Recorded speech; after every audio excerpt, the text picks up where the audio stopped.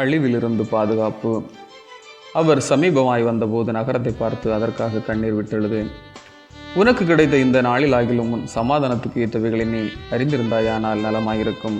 இப்பொழுதோ அவைகள் உன் கண்களுக்கு மறைவாயிருக்கிறது.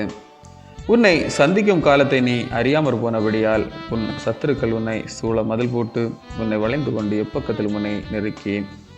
லூக்கா 19:41, 42, 43.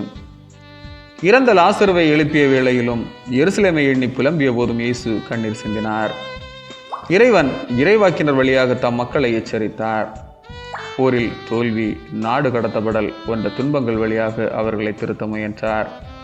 தன் ஒரே மகனை அனுப்பி அவர்களுக்கு போதித்தார். அவர்களோ அவரை சிலுவை சாவுக்கு கையளித்தனர். இறைவன் தன் மக்களை தேடி வந்தார். அவர்களோ அவரை அறிந்து கொள்ளவில்லை. எருசலேமின் அழிவு தெரிந்து கொள்ளப்பட்ட மக்களின் அழிவின் முன்னோடி.